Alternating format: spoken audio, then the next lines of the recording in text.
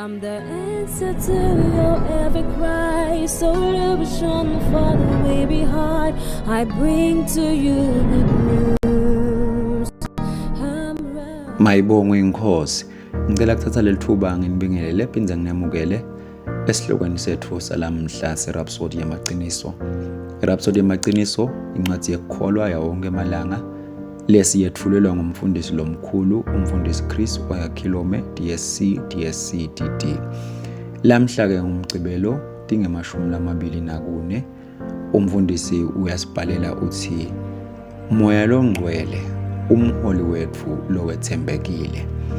Umbhalo wekuvula wona siwutfola encwadini yaJohane sahluko se-16 sifunza livesi le-13 kufunzeka kanje.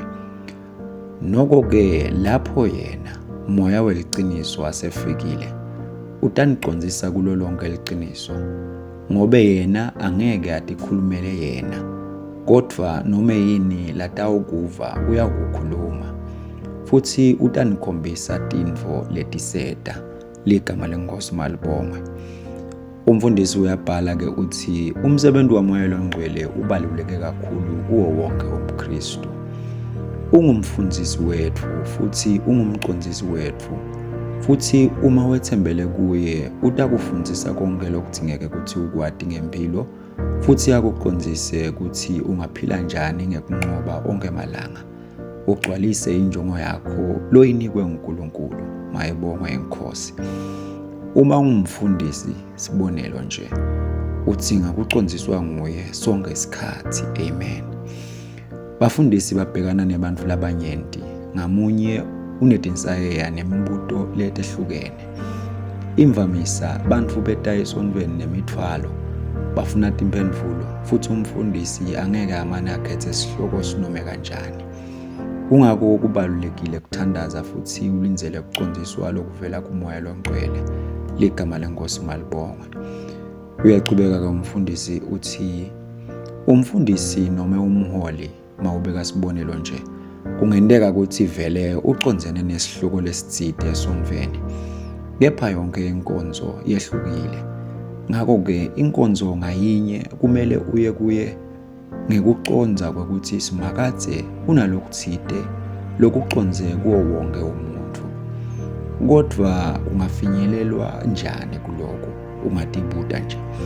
Umfundisi uthi livi lingashumayelwa njani ngendlela letawuhlangabetana nesidzingo saloyo naloyo.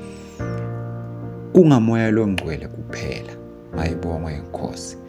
Inkosi Jesu yathi loyo lokholwa kimi njengoba umbhalo ushito esiswini sakhe kuyawugeleda imfula yemanti laphilako. Lokho ukuthola na ufunza incwadi yaJohane sahluko se-7 ufunzele ivesi le-38.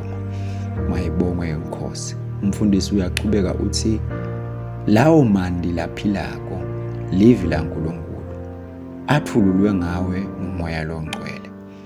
Uma umnaka livi lakhe litawugeleta kuwe njengemandi lathululwe emphefumulweni lowomile lilethe timphendvulo embutweni tisombululo tetinkinga kuphiliswa kulabahluphekile kubuyiselwa kulabo labanenhlitiyo leyephukile kubona kulabo labaphumbuthekile kanye nesibinzi kulabo labadumatekile ligama lenkosi malibongwe.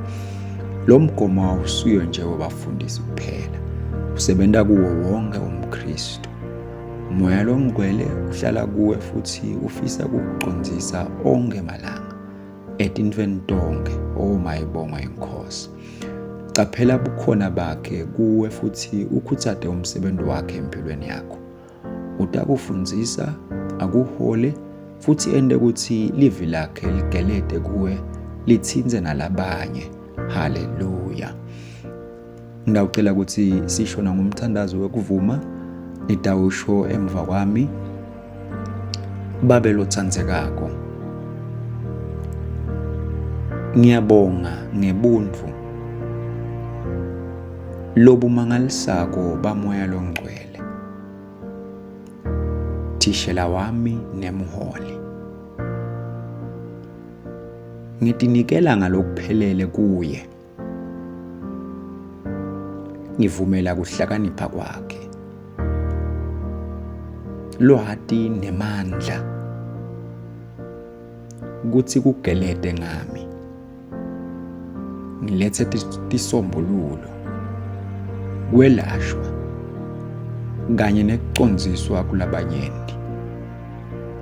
Livi lakho lihlala kimi ngekunethedeka futhi ngenkonzo yamoya, ngisibusiso eveni lami. Ngiyabonga ukuthi ungende ngaba ngiloletha umusa wakho nemandla egameni la Jesu. Amen. Nawuqhubeka nesifundo lamhla kunencwadi ya Isaya sahluko se-30 livesi le-21, incwadi ya Johane sahluko se-16 livesi le-13 ngelihumusho lwe-Amplified Classic. Kube nencwadi ya Johane ufunze sahluko se-7 qale evesini le-38 ugcine evesini le-34. Na ufunza iBhayibheli ngeminyaka munye, ufunza incwadi ya Johane sahluko se-11 uqale evesini le-17 ugcine evesini le-57. Kube nencwadi yeMakhosi yesibili sahluko se-30 sahluko se-13 uyogcina esahlukweni se-15.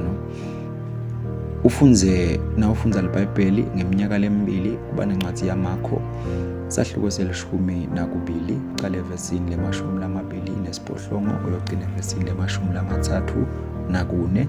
Bese kuba nencwadi yaNumeri sahluko se-27 ligama lenkosi malibonga.